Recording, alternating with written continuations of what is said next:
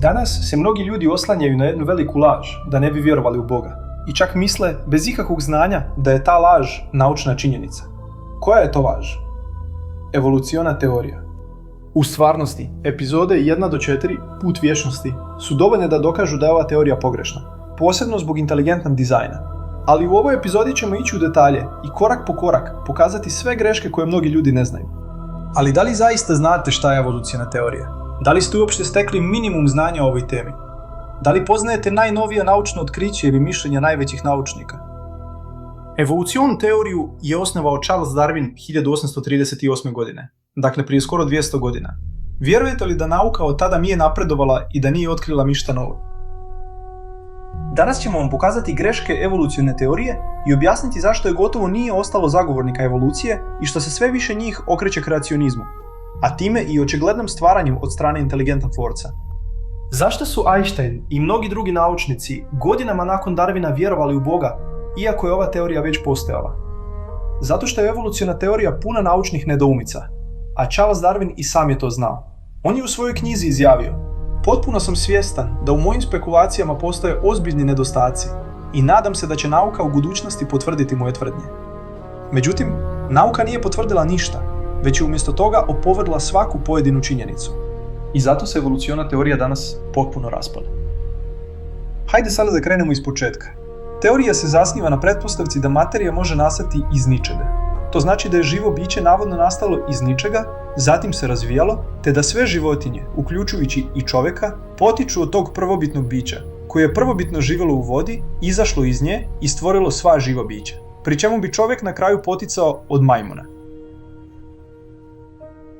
Međutim, sama prvobitna ideja da bi živo biće moglo nastati iz ničega zapravo potiče iz zapažanja da se mikrobi ili mala živa bića iznenada pojavljuju u tečnostima na miru poput bujona. Darwin je zaključio da živo biće može iznenada nastati iz ničega. Kasnije, kada je Louis Pasteur proveo svoje čuvene eksperimente, pokazao je da su mikrobi u bujonu rasli samo kada su došli u kontakt sa vazduhom. Danas znamo da ništa ne može tek tako nastati iz ničega. Materija ne može spontano nastati iz nežive materije. Stoga se teorija evolucije više ne može koristiti kao dokaz nepostojanja Boga. Jer čak i da je evolucija postojala, prvi živi organizam morao je imati tvorca. Da i ne spominjemo pitanje ko je stvorio veliki prasak, kao što je objašnjeno u 3. poglavlju. Dakle, sigurni smo da mora postojati inteligencija iza svega.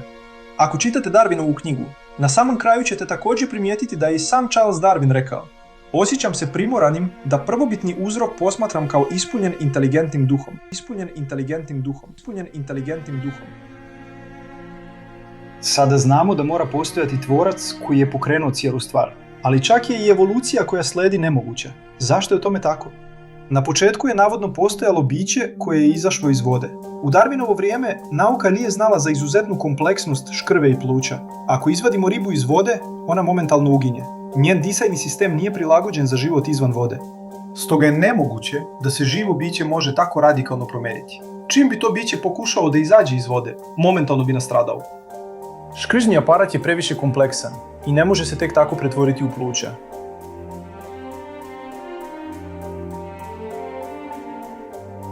Svaki od ovih sistema je izvorno stvoren za svoje specifično okruženje. Hajde sada da razmotrimo tvrdnju da je čovjek navodno evoluirao od majmuna. Ali zar se niste ikad zapitali zašto se danas nijedan majmun ne razvija? To bi značilo da je jedna vrsta majmuna nestala, ali se stotine vrsta majmuna koje danas postoje ne razvijaju. Zašto ne nalazimo fosile prelaznih oblika? Da li znate da su Ramapitek, Neandertalac i drugi svi opovrgnuti u 20. vijeku? Zašto se i čovjek ne razvija?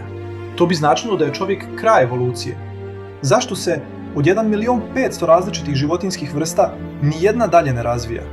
To bi značilo da su se sve 1.500.000 životinjskih vrsta razvijale istom brzinom i istovremeno dostigle kraj evolucije.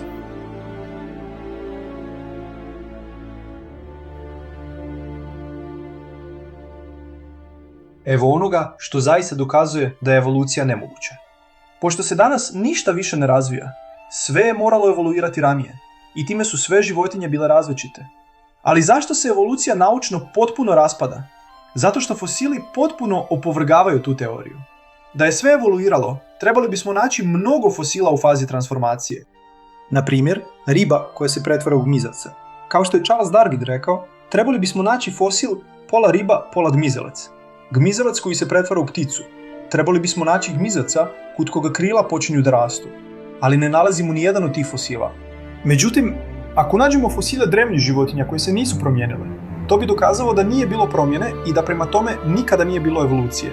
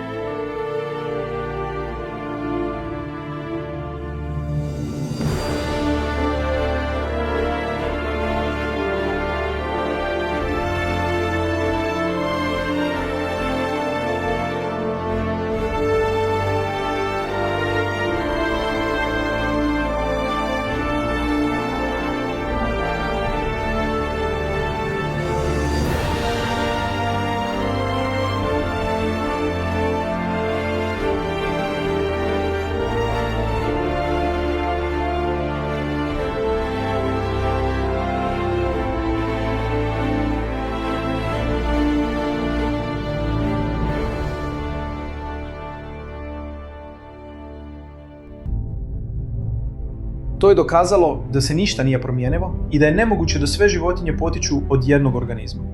Zaključak, životinje su se iznenada pojavile na zemlji sa svojim savršenim osobinama. Svaka životinja ima svoje specifične karakteristike koje se ne mijenjaju. Ljuskama, perje, krzno, krila, kandže, škrge itd.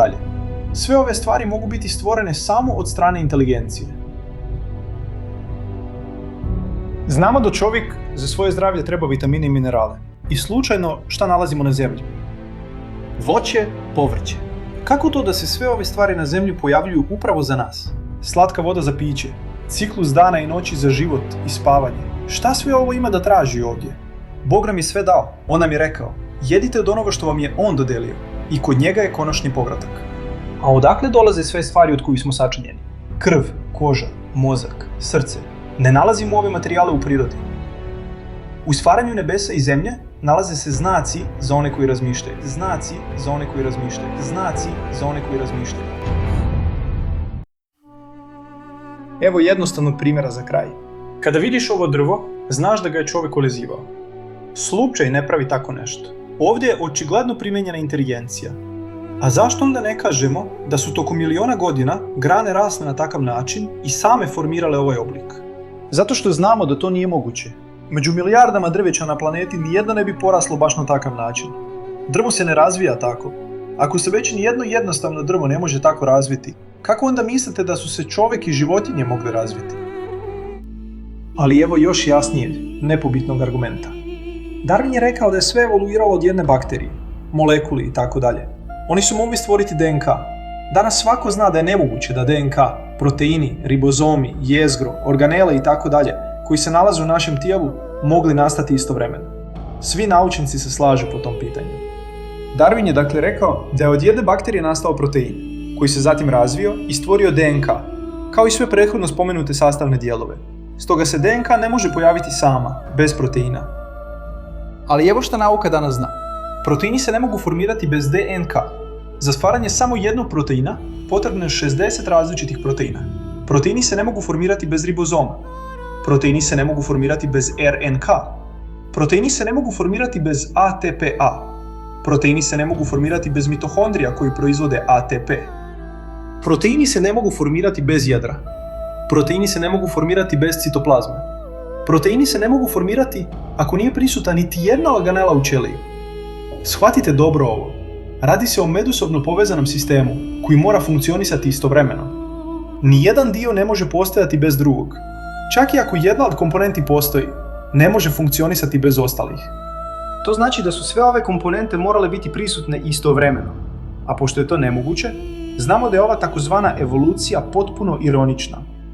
Također znamo da je nemoguće da bilo koja od ovih komponenta potiče od bakterije i da je evoluirala u svoje druge komponente, jer su sve morale biti prisutne istovremeno da bi funkcionisale. Kao što je već objašnjeno, ove komponente se ne mogu pojaviti bez drugih. Zaključak: proteinski molekul mora imati tvorca.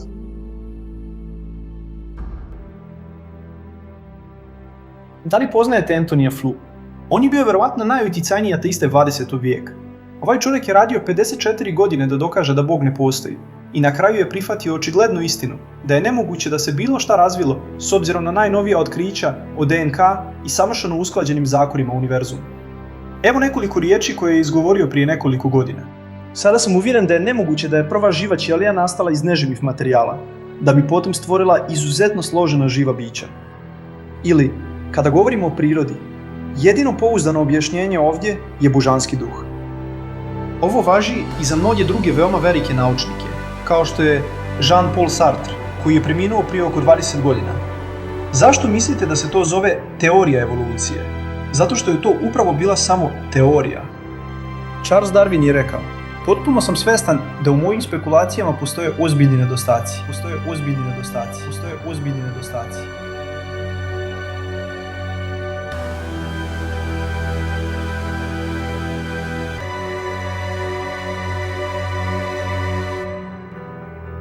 Na kraju želim da završim ovom izjavom Isaaca Newtona. Ovaj divni svet, univerzum, mogao je nastati samo voljom inteligentnog i moćnog bića.